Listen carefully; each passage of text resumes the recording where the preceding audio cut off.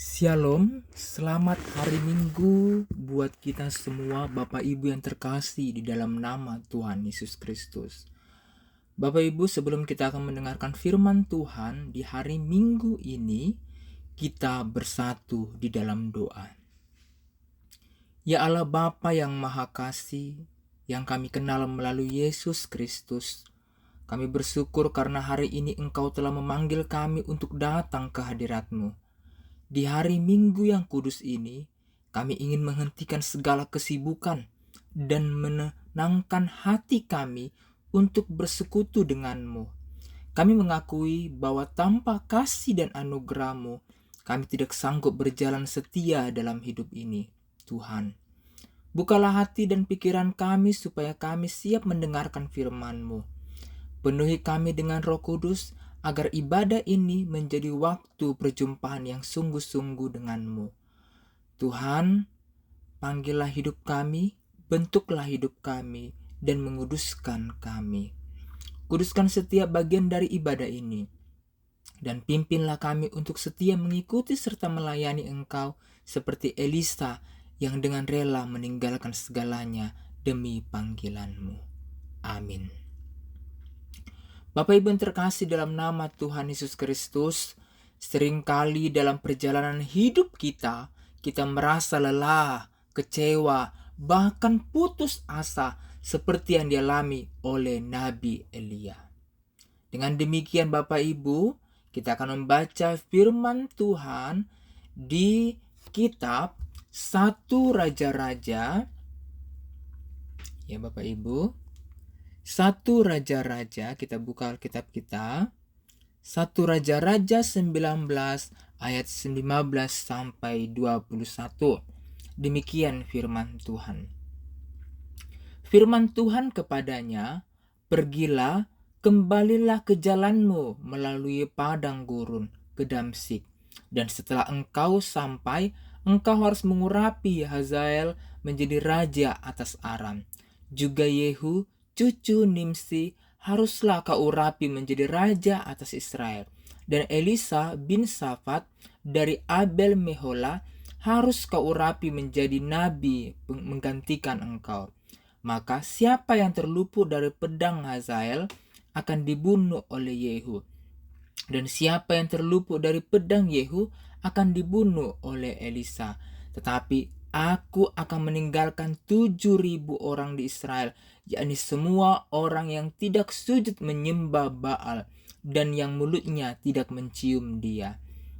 Setelah Elia pergi dari sana, ia bertemu dengan Elisa bin Safat yang sedang membajak dengan 12 pasang lembu, sedang ia sendiri mengemudikan yang ke-12. Ketika Elia lalu dari dekat ini, ia melemparkan jubahnya kepadanya.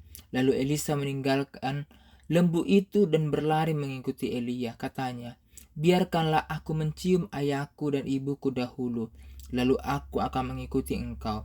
Jawabnya kepadanya, "Baiklah, pulang dahulu dan ingatlah apa yang telah kau perbuat kepadamu."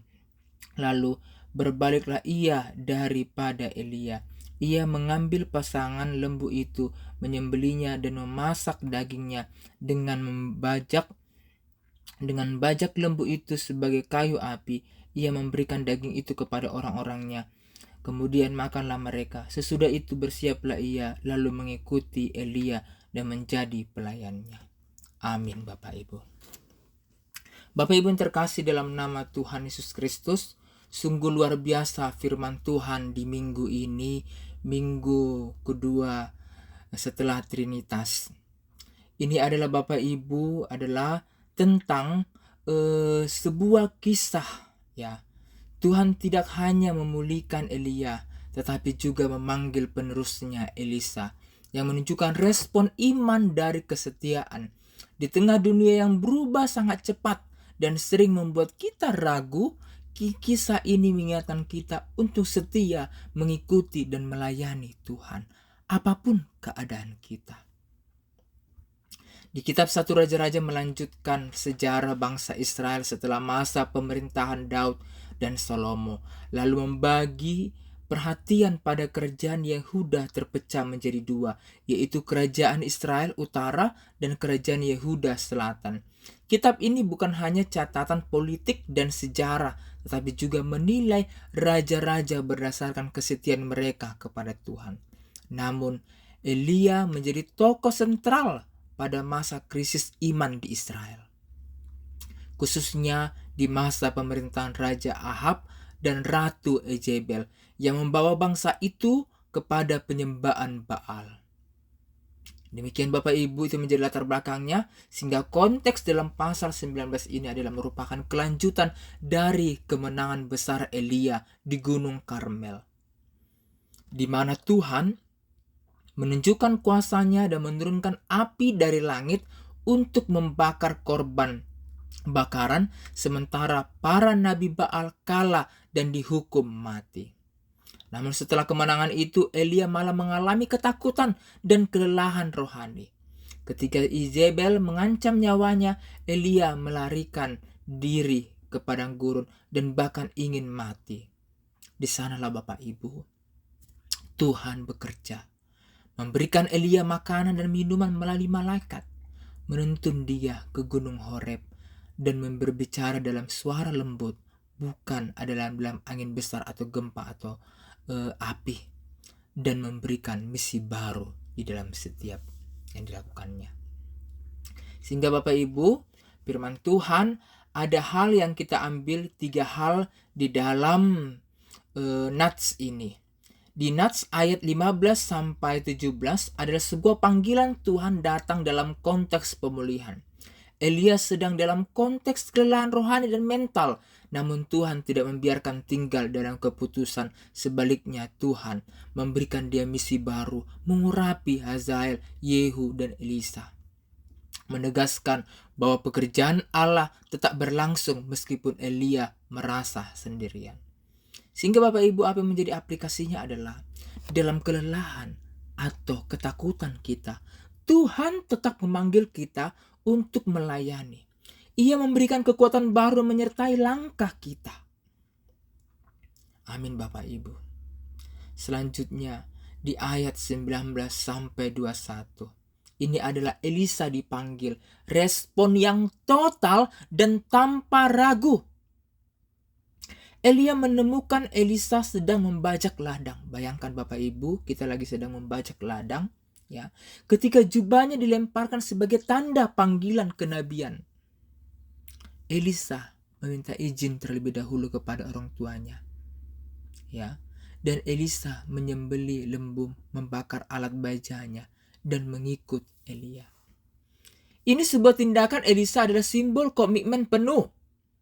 Tidak ada jalan kembali. Dia meninggalkan masa lalunya untuk hidup dalam panggilan Tuhan. Sehingga Bapak Ibu, aplikasinya dalam kehidupan kita, mengikuti Tuhan tidak bisa setengah hati. Pelayanan bukan sekedar aktivitas tambahan, tetapi arah hidup yang baru. Amin Bapak Ibu. Amin. Selanjutnya yang terakhir Bapak Ibu, di ayat 21b. Ini adalah mengikut dan melayani Tuhan, artinya hidup dalam relasi dan proses. Elisa bangkit lalu mengikuti Elia dan menjadi pelayannya. Elisa tidak langsung menjadi nabi besar.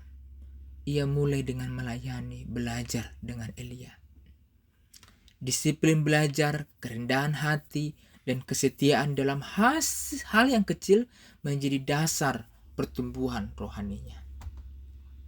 Sehingga Bapak Ibu, apa yang menjadi aplikasinya yang terakhir ini adalah kesetiaan dalam hal kecil adalah bentuk pelayanan yang besar di mata Tuhan. Jangan meremehkan proses. Mari relakan hidupmu saat ini. Apa yang bisa kamu perbuat.